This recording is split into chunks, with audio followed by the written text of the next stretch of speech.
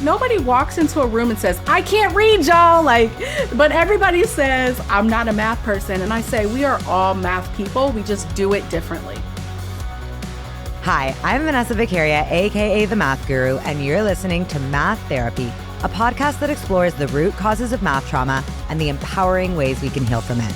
Whether you think you're a math person or not, you're about to find out that math people don't actually exist, but the scars that math class left on many of us definitely do. Oh, and don't worry, no calculators or actual math were involved in the making of this podcast. I knew I would love today's guest when we instantly bonded over our love of crystals, astrology, and of course, making math education relevant to the kids we teach. There is no one else like Crystal Watson. She's a math educator who truly walks the walk when it comes to student-centered learning, and I've never met anyone more invested in making sure that their students see themselves in the math they're not only doing, but creating as a collective in the classroom. Today, we talk about how to go about centering students in the classroom, how to truly teach math with social justice in mind, what critical race theory is and what it definitely isn't, and finally, why liking both math and astrology shouldn't be weird. Crystal, welcome to the podcast. Hey, Vanessa B. Okay, so I knew we'd be best friends from the moment we met and discovered that we were both into astrology and witchiness and math. And I know this might seem like why, but I've been meaning to ask you this in a public forum ever since that moment. Yep. Why do you think that people are so blown away that we're into astrology and math? Why is that a weird thing? Do you get that? Is it just me or does that happen to you? No, you know what? Full transparency, astrology, I think there's a huge spectrum on how into it you are, right? Okay, fair. So me, I'm a dibbler and dabbler. Some of my besties are real into it. I know you are. You're going to read my birth chart. I'm going to send you my information. But I think it's hard for folks to wrap their minds around believing in something and science. Yes. Right? Say more. You can believe in something and also honor the sciences. And I'd also argue that math is a language too. So if you want to get into the humanities piece of it too, I think math kind of straddles that fence. But I think that's what it is. It's closed-mindedness. It's folks that can't fathom the fact that we can believe in something and also situate ourselves in the sciences. Well, yeah, I had people when I was posting about astrology when I first started learning it, I had people messaging me being no one's going to take you seriously. This is dumbing down or this is negating your expertise in math. And I was like, what? Think about the ways in which we make sense of astrology. We make sense of music. We make sense of the world around us. It's all mathematical. So astrology, how do you think that they came up with all of these constellations and things like that? You needed some geometry, right? You know what I mean? To understand how far they are away from us, you needed your mathematics. Music is a huge part of me as a math teacher and educator. And I allowed space for my students to really explore music through mathematics, beats per minute and cadence of your voice and fluctuations between your tone and things like that. It's all mathematical. And once you realize that, it's okay, math isn't just, 2 plus 2. Yeah, totally. And also this kind of leads to what I think you're all about, which is enabling student voice, allowing students to bring their whole selves. And so I always think of this as, sure, if you want to put me into a category and say to me, you either need to pick between math and astrology because the two can't coexist. What am I going to choose? Obviously, astrology. Yeah, whatever gives you joy, right? Whatever gives you joy. Exactly. Yes, So it's yes. So why do we have to split? And it's that actually is part of the problem. Those comments I get are part of the problem of being how are you defining somebody who quote unquote believes in math or as good as math? Do they have to sacrifice other parts of their identity? So tell me about how you do it. First of all, yes, I do it by not giving a shit what other people think, right? Yes, so if it's hard because it depends on what space you're in, who you're around, what's at stake. And I'm thinking about Dr. Goldie Muhammad and talking about her newest book, Unearthing Joy, or I'm thinking about her approach to Black and brown children as genius, right? And situating everything in joy. How do we do that if we're not authentic? If you're not authentic and you don't know yourself, how do you even know what brings you joy? So if I don't know what brings me joy, I will be all mathematical, right? Because I know I'm good at it. But I'm going to tell you a little backstory. I was never good at math. I never thought myself good at math, right? I was a terrible math student. My math teachers will tell you, like today, they'd be like, I cannot believe she's a math educator. Because I would skip assignments. I would play around in class, all of those different things, because I had so much anxiety about being wrong.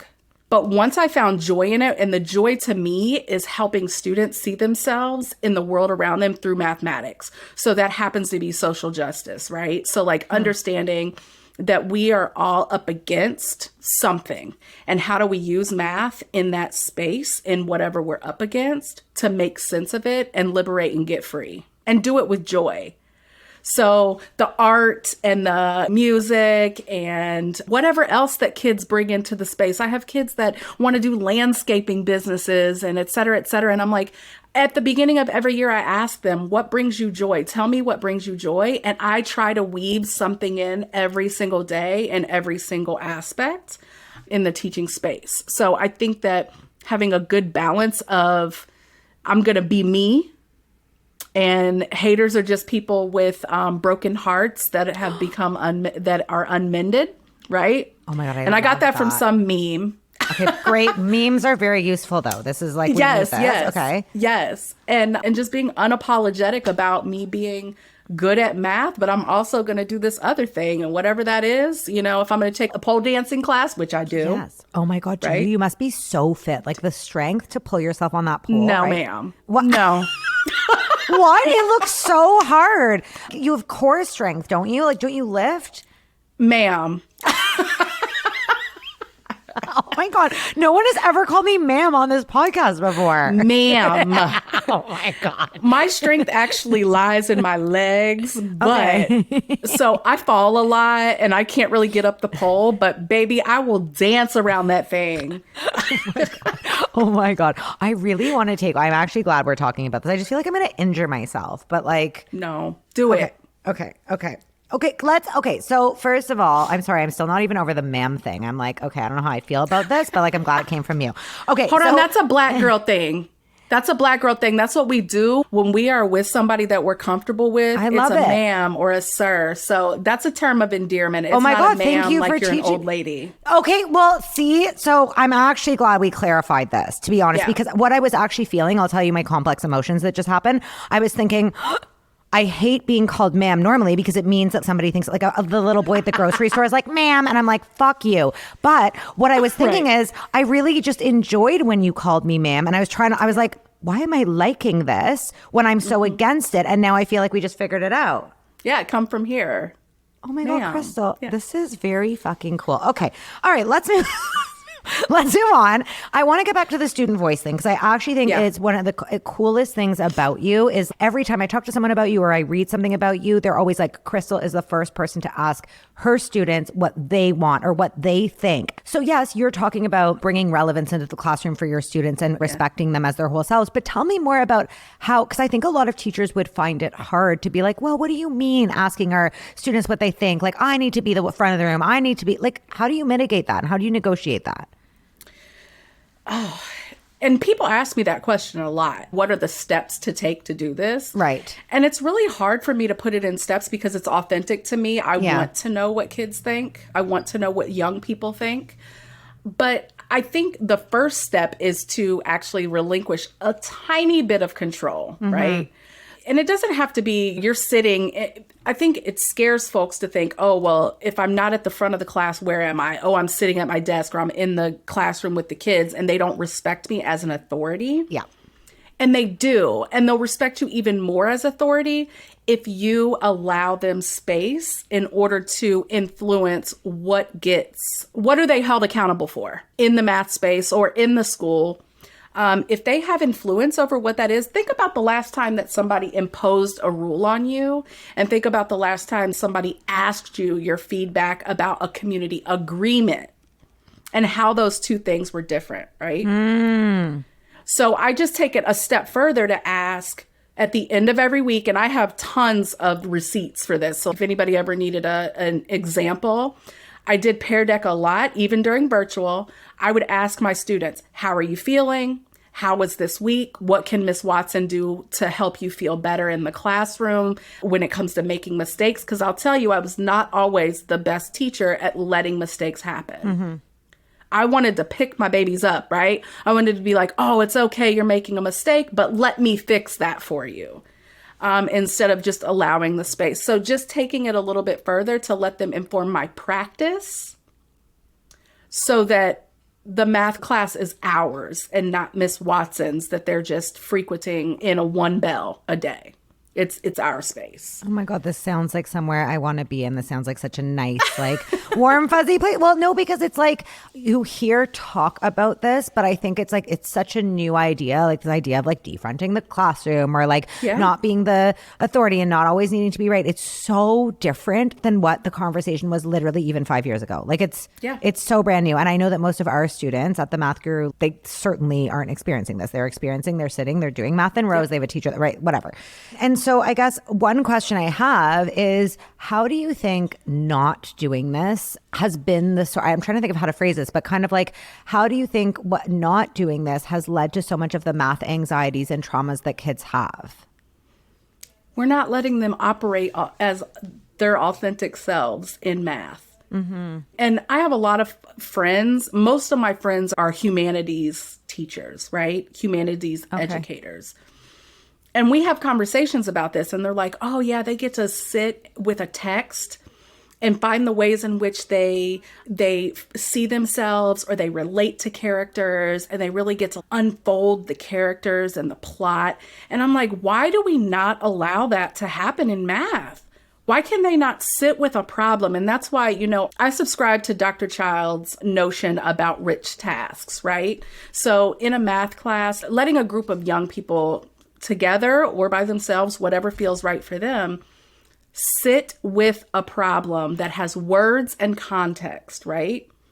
Because when you're in an English classroom, we're not just giving you a sentence that has no context around it. We're giving you context so that you understand the vocabulary and you understand why the characters are who they are. And you get to see this beautiful picture be painted, right? The painted essay, for instance, right? Yeah. And then we get into mathematics and it's like, we don't have time for that. Can you compute this? Right? So really situating in the fact that we need to let students see themselves, put their own experience within a problem, right? And understand that the standards are there as a guide. They're not there for you to regurgitate. They're there to say, this is what a student needs to do in order to be successful in upcoming maths or upcoming units within the math class. But how you do it is all up to you. And you can get as creative as you want to. You can get as creative as your students want to, right? And that goes back to asking them, because you're going to try and you're going to fail forward. So you're going to try and you're going to be like, oh, that sucked. Especially like, that first bell. First bell never gets what your third bell got, right? So you fail, you fix it, you fail, you fix it. And at one point you get it really right based on what your students have told you going through that process. Okay, I have to, I'm laughing because my next question, I just, think about what you just said. And my next question literally says, I'm going to read it verbatim. Something I'm really curious about is success versus failure. We talk a lot about helping kids fail forward and shit, but we never, you literally... You just said fail forward, so I'm laughing so hard. But we never talk about success. And I'm actually wondering, when I'm hearing you talk about this, yes, you're talking about teachers in a way, failing and trying and whatever. Yeah. But I want to kind of flip this to the students. And my thought is, I've been talking a lot about this lately, and I just kind of wanted your opinion. Our idea of success in math class, you're talking about standards, and often our version of success is did they quote unquote meet the standards? What was their mark? That kind of thing. And I've been thinking a lot lately that leaves so many kids out of the conversation. Absolutely. Yep. So how can we, when we're talking about bringing student voice into this, how can we broaden the scope of what success means to allow every student's unique successes to shine? Is that a thing you do? So I pose a question to you and to whoever's listening. Who gets to define success in the math classroom? Yes. Well, I mean, I don't have any. I mean, I feel like normally it's the teacher defines it and imposes it on the student. And the teacher gets the definition of success from the systems in which we're steeped in, right?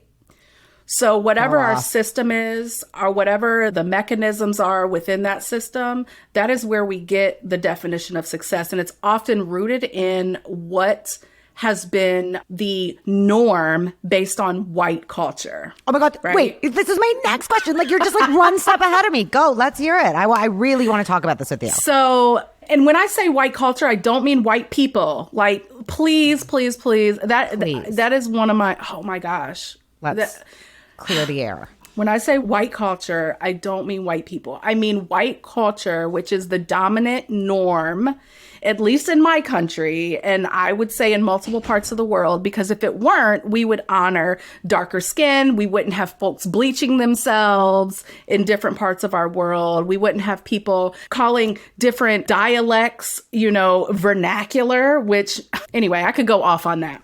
Go off. But we use... Actually, that was a very great explanation. Okay. Yes, but success is such a...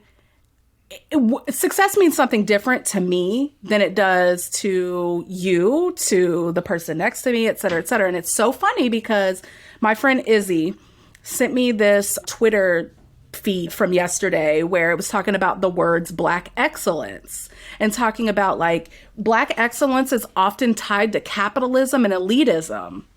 And those are two things that are not going to get us free because explain that a bit too. Like I want to hear more about that. Yes. So we don't see Black excellence and I say we, when I say that, I mean typically, right? Typically, we don't see Black excellence or brown excellence or excellence at all in the stay-at-home mom that is able to wake up in the morning, get all of her kids up, lunches made, drop off at school, come back, clean the house, do all the laundry. That's not excellence to us. What's excellent to us is seeing folks in their, Tom Ford get-ups sitting at the Grammy tables. Like that's excellence to us. Typically, we have to really work hard to see excellence in everyday life because we are steeped in like this capitalistic elite culture and everybody's aspiring to it. I can't tell you how many students I come across that are like, Miss Watson, I'm going to the league. I'm going to be the next NBA young boy or whatever.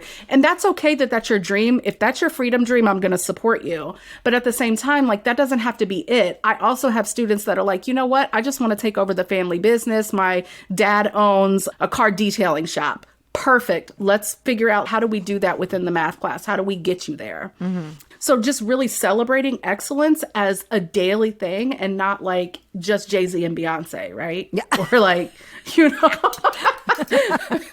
yeah. Or like Bad Bunny, they're not the only folks that are doing excellent things. And 9 times out of 10, they're not doing as excellent as like our regular mom and pops every single day, right? And also, what does that even mean? That's what I kind of even think with the term excellence. When I think about success, I get so caught up in the linguistics of it almost and the etymology of the word. And I'm like, hold on a second. What, like you said, who's defining success? So let's go back to that idea, right? Of you saying that it is defined and rooted in white culture. Let's just go back to that for a second and talk about what that means. So if someone's like, but what does that mean? So this takes me to kind of the overall social climate and political climate that is at least happening in the United States, right? So everybody's like, oh, they're teaching our kids to hate themselves and et cetera, right? So I feel like when we're talking about white culture, it's okay to identify the fact that every single system is built to advance the very small part of white culture that is elite, right? So even our education system was built to weed out the labored from the elite, right? So our elite folks got to go and get it. Because this might seem so ignorant, but I want to be so clear because I feel like I don't even entirely know. When we say elite, what do we mean? Ooh, elite. So like that top 1%, right? So the folks that come from money. Okay. The folks that have some generational wealth, which we know historically marginalized and historically excluded folks didn't come from any money. Okay, that makes sense. Like we're talking when about you brought us from our beautiful country, right? right? Right. That's where we had our riches, and that's where we got to bask in our joy on a daily basis. We were brought here, and we were not part of the elite. Okay, right? Got it. Yes. And then you'll learn about some Black folks that got here, got under some different plantation owners and became plantation owners on themselves. That wasn't because they're anybody, that's not what all Black folks were supposed to do. That's because they drank the Kool-Aid. Yeah. Right? They drank the Kool-Aid like, yeah, this is what I want to do because I want what that white person has. My needs have to be tied to white needs for them to matter, right? Okay, yes.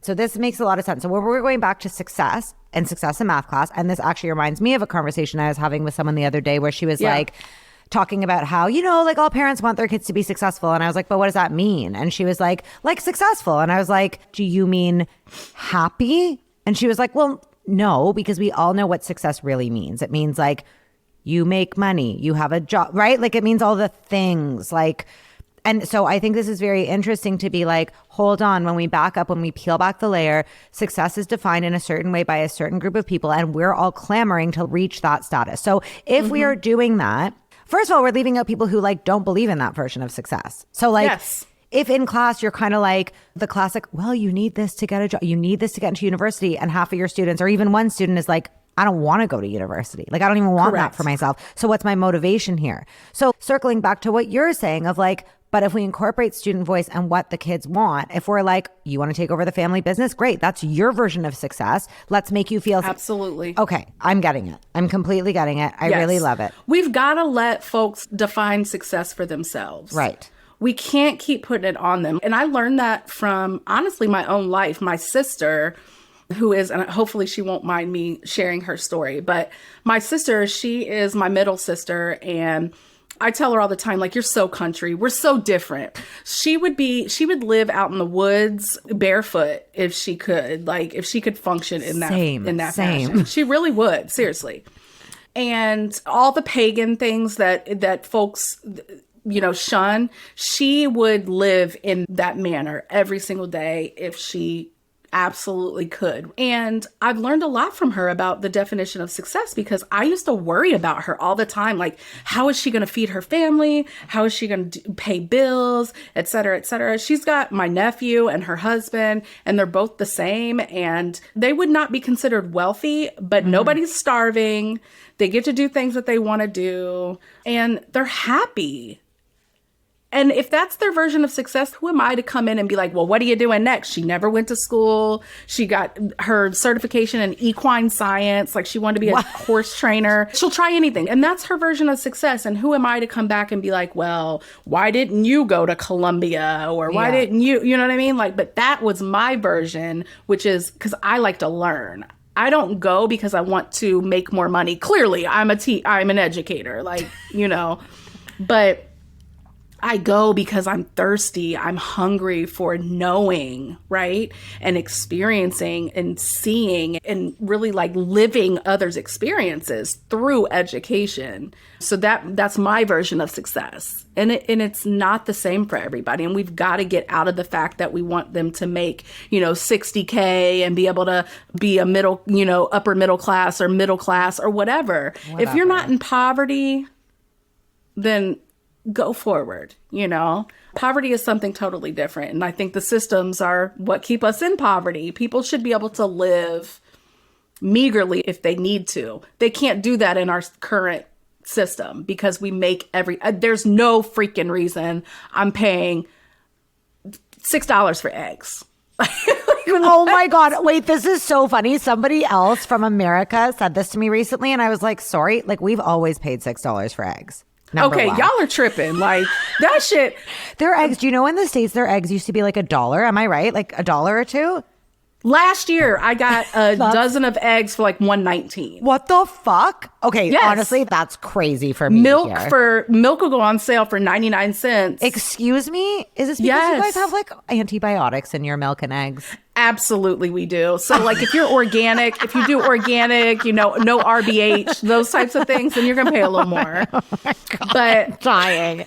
Dollar eggs. But you're right. We have a lot of banned substances in our food, so maybe that's why it's cheap. I don't know. That might be why.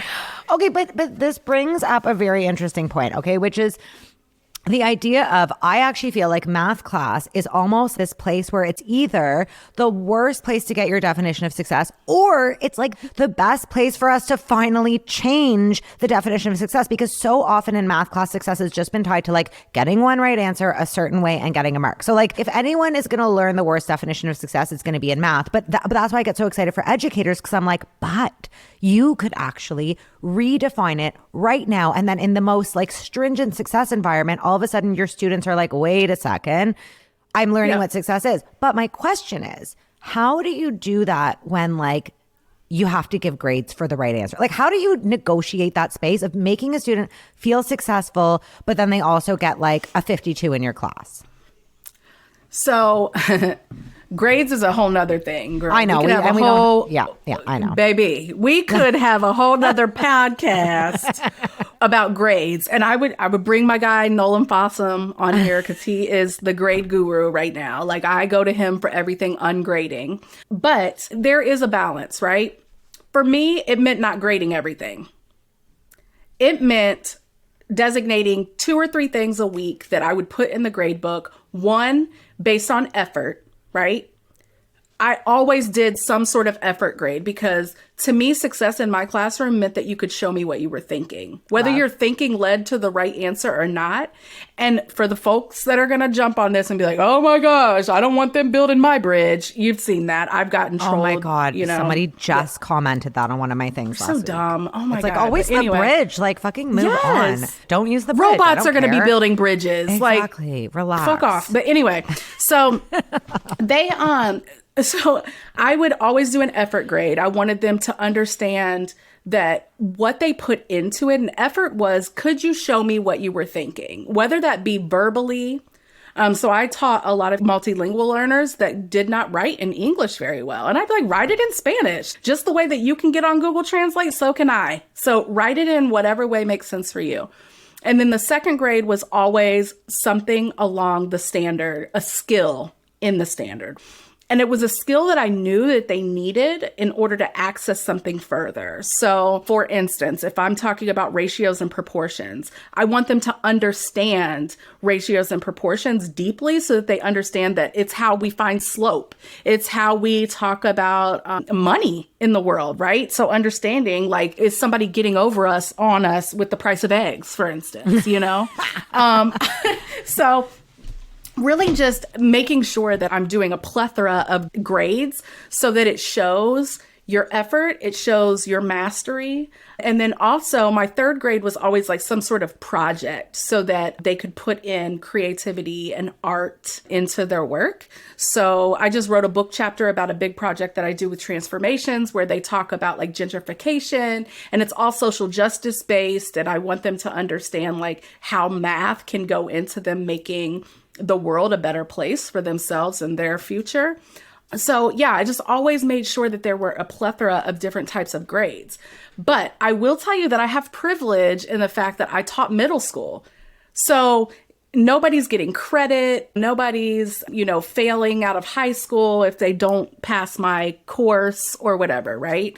So I understand that. But I also understood that as a 7th and 8th grade teacher, what my students brought with them to Algebra 1 was on me, right? So I didn't give fluff grades. I was very serious and I had high expectations for my students. But that's the one thing that I tell teachers every single day. High expectations do not make you mean. I literally had a student send me a message. This student reached out to me and she said, Miss Watson, you are one of the reasons why I am who I am today. The fact that you made me work hard and lectured me. And I did lecture this little girl, man. She took me through it. But she was like, I'm graduating a year early. I've got my STNA license already. I'm going to be working in a nursing home while I go to college. Oh my God.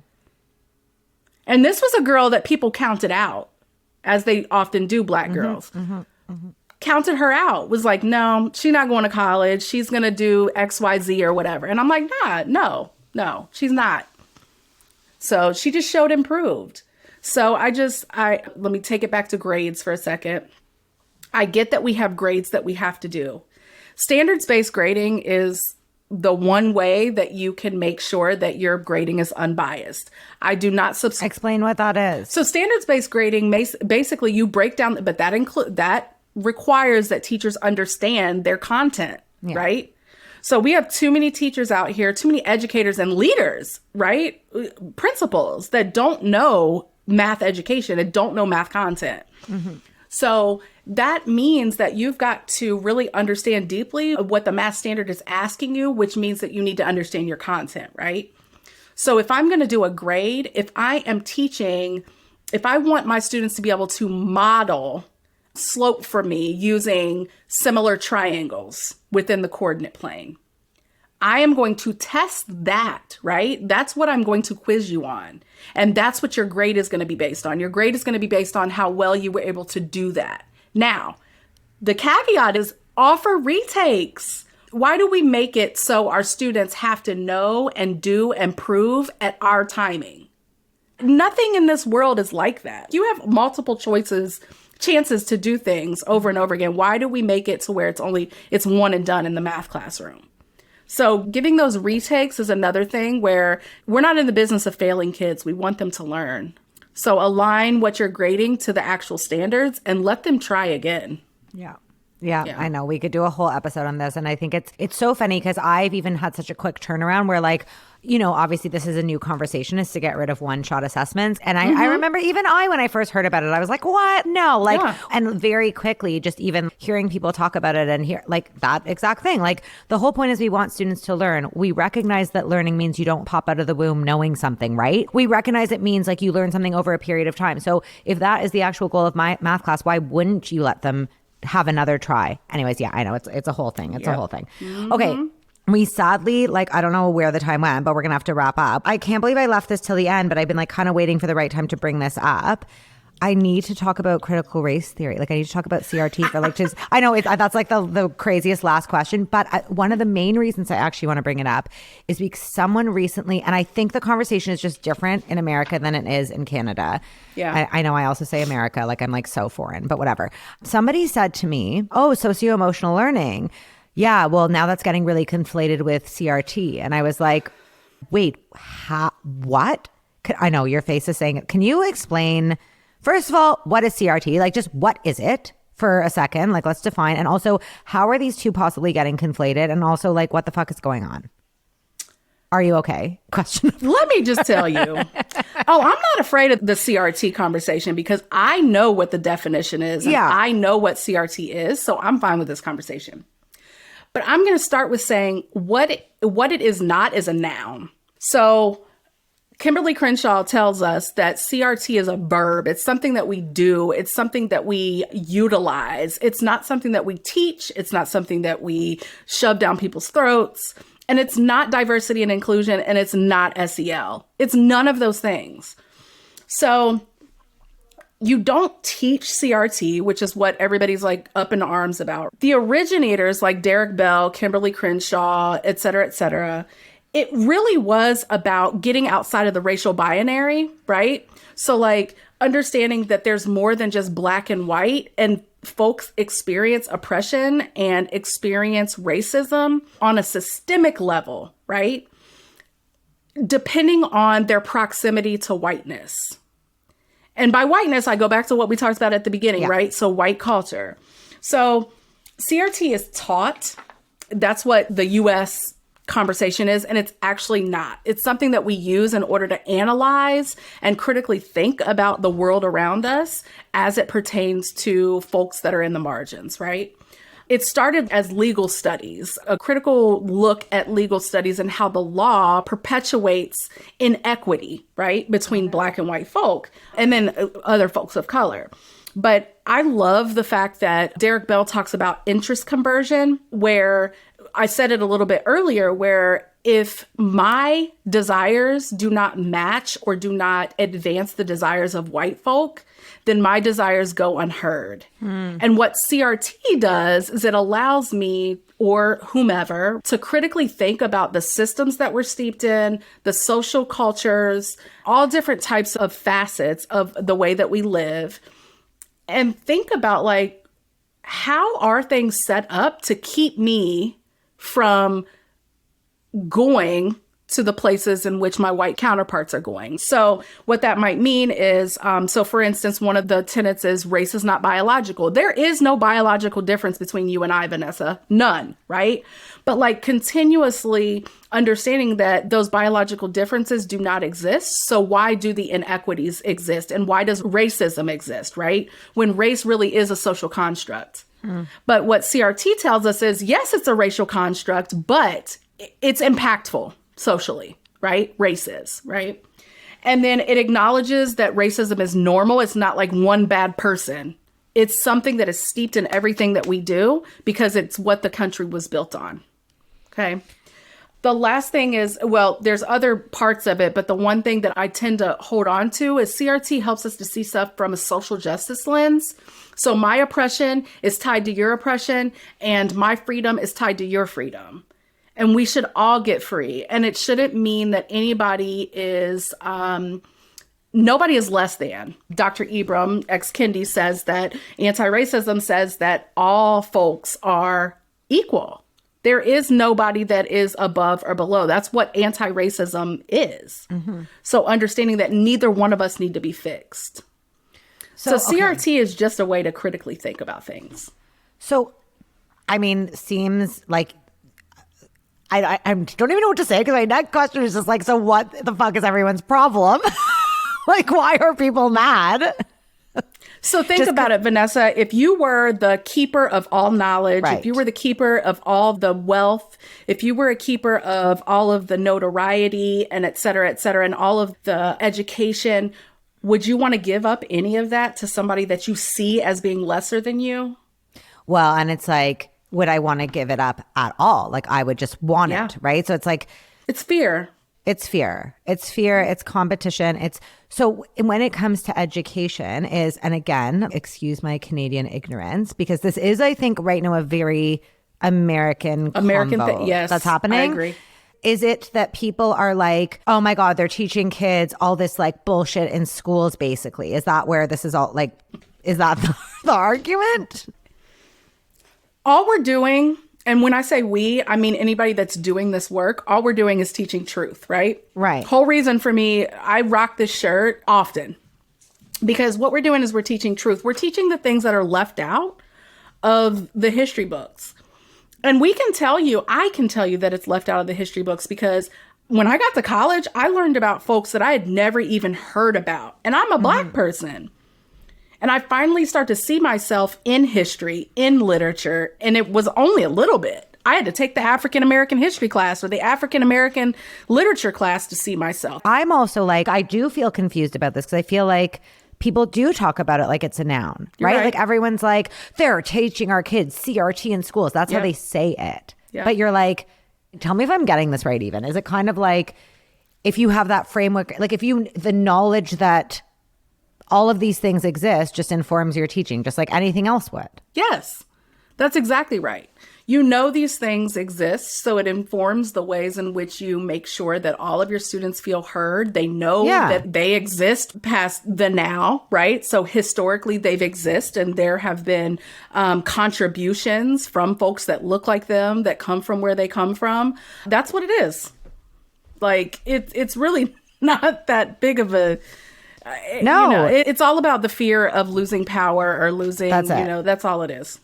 The last thing I was going to say is I keep seeing these articles being like, leave race out of math class, like, da-da-da-da-da. And it's like, what are you talking? Like, I want to think of something like more benign and something maybe most of us can agree on. Okay, here, I've got one. Knowing that anxiety exists. Okay, just the knowledge that anxiety is a thing. We kind of know how it works, whatever. It's not like you're necessarily going to go into your classroom and be like, hey, everyone, let's talk about anxiety every single day. But you're like, oh, I'm aware that a lot of my students experience anxiety, that we have a bit of a mental health crisis going on right now. That's just going to inform how I talk to students. The end. Yeah. Yep.